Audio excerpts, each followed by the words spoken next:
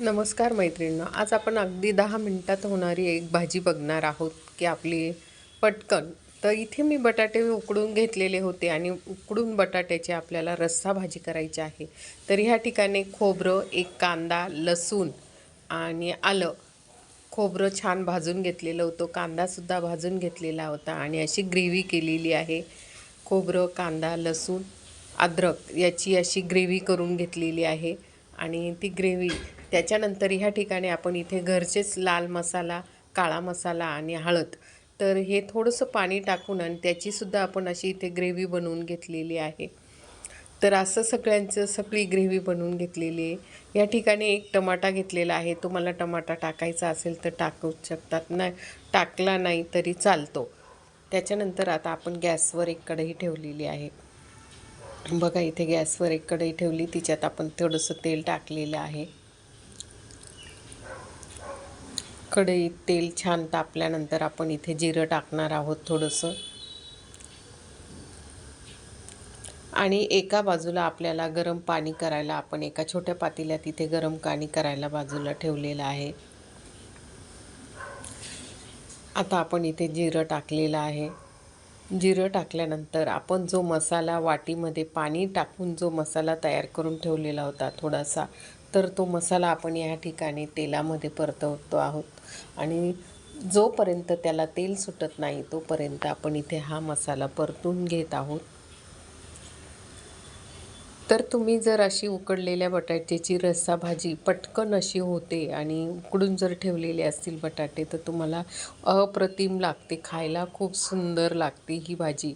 तर बघा असं आपल्या जो आपण जे मसाला होता पाण्यात टाकून आणि थोडंसं, तर आता त्याला तो पूर्ण पाणी आटून गेलेलं आहे आणि छान असं तरी आलेली आहे त्याला.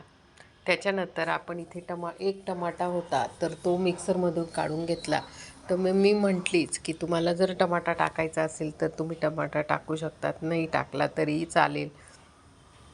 आणि आता टमाटा टाकूनसुद्धा आपल्याला जोपर्यंत त्याला टमाट्यातलं जे पाणी हे होत आपल्याला तेल सुटलेलं दिसत नाही तोपर्यंत आपण इथे हे असं परतून घेणार आहोत. असं 2-3 मिनटानंतर छान असं तेल सुटलेलं होतं आणि आपण जे अद्रक लसूणची जी पेस्ट होती, अद्रक, खोबरं, कांदा कांदा खोबरं, अद्रक, लसूण, ती पेस्ट आपण आता इथे टाकलेली आहे. तीसुद्धा आपण आता इथे छान असं परतून घेणार आहोत. जोपर्यंत त्याला तेल सुटत नाही तोपर्यंत अशी त्याचे परतून घेणार आहोत. बघा या ठिकाणी आता आपण इथे 5-1 मिनटं असं परतल्यानंतर रंग बदलायला सुरुवात झालेली आहे. आणि ही अशी उकडलेल्या बटाट्याची भाजी अगदी झटकन होते आणि खायला सुद्धा अप्रतिम लागते. तर ह्या ठिकाणी थोडंसं तेल सुटलं होतं आणि मी परत थोडंसं पाणी टाकलेलं आहे.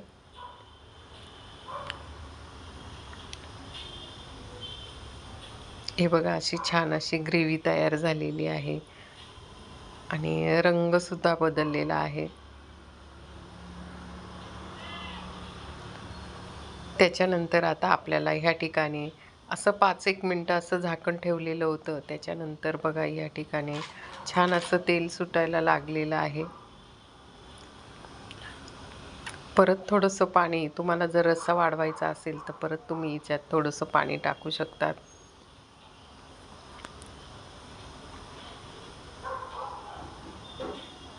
आणि आता आपण हे उकडलेले बटाटे त्याच्यात टाकून देणार आहोत.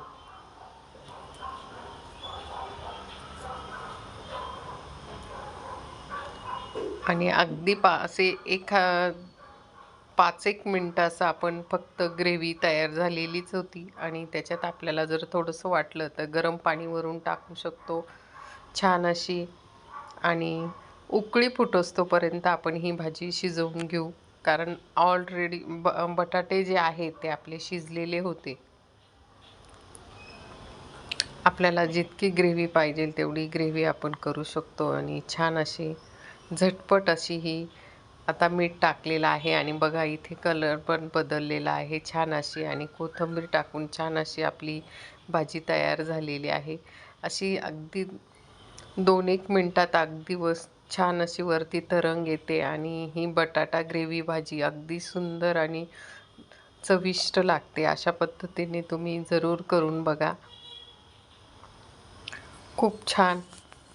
आणि कोणी पाहुणे येणार असतील की पटकन अशी ही बटाटा ग्रेव्ही भाजी, आणि छान अशी आपली उकळल्यानंतर अशी 2-4 मिनटानंतर म्हणजे झाकण ठेवलेलं होतं आणि छान अशी तरंग आलेली आहे. खूप सुंदर अशी ही बटाटा रस्सा भाजी. नक्कीच तुम्हाला माझा व्हिडिओ आवडला असेल तर माझ्या चॅनलला सबस्क्राईब करा, लाईक करा आणि शेअर करा. 10 मिनटात होणारी बटाटा रस्सा भाजी.